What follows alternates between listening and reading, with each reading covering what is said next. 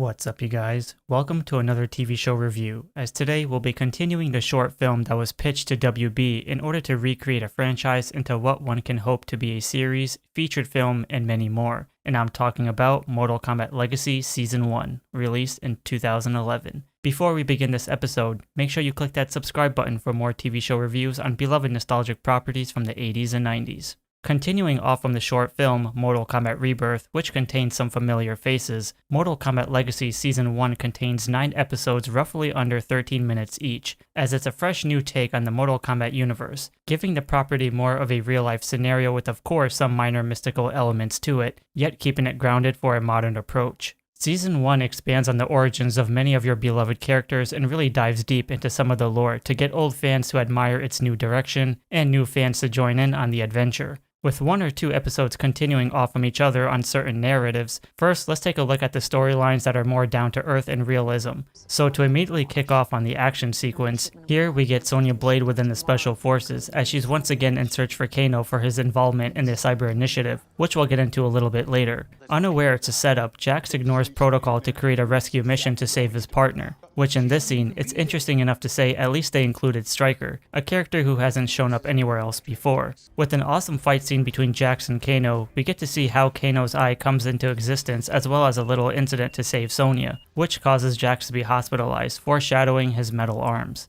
Then we have Johnny Cage, a once famous movie, martial arts star, and former Power Ranger for that matter, has now hit rock bottom struggling to find work because of corporate decisions and the lack of need to justify a pretty face who can fight. One of the cool things about this is that we get a cameo from co-creator of Mortal Kombat, Ed Boon himself, talking about Johnny Cage's failure, so that was pretty funny.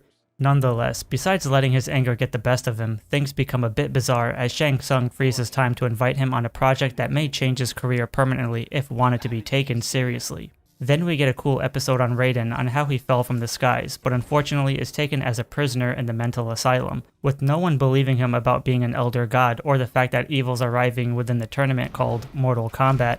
By befriending a girl named Blue, she helps him escape and later finds himself wandering the streets, finally looking like the Raiden we all know and love by stealing an innocent man's hat. Go figure.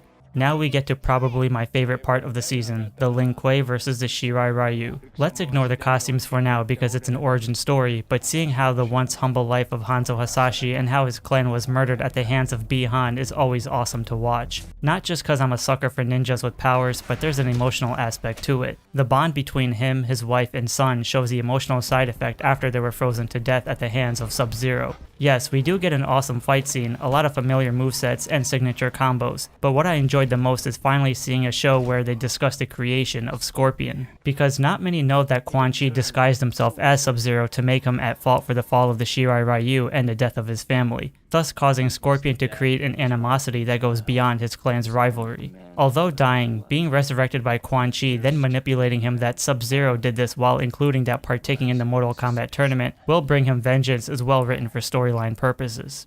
Now, remember when I talked about the Cyber Initiative earlier? Well, we're taken back to that concept as chosen members from the Lin Kuei are summoned to partake in an experiment. So here we see Sektor and Cyrax turning into these cyborgs. Another great nod to anyone who's a die-hard fan of Mortal Kombat. They show the blue cyborg named Hydro, who appears in the comics as Sub-Zero's close friend. So to see something like that is a great addition to the season because the use of CGI in interesting combat is good enough for its time.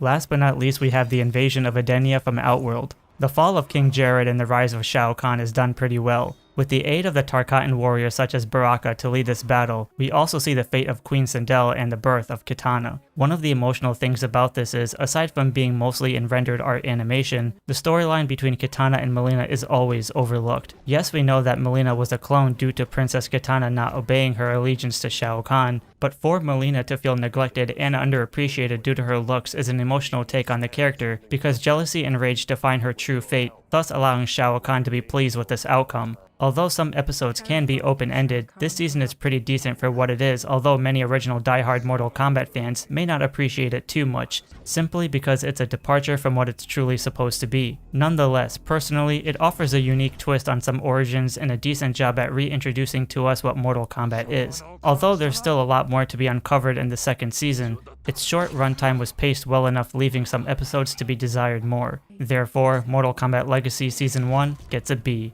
Thanks for watching, give a like and subscribe for more TV show reviews, and stay tuned for the next episode.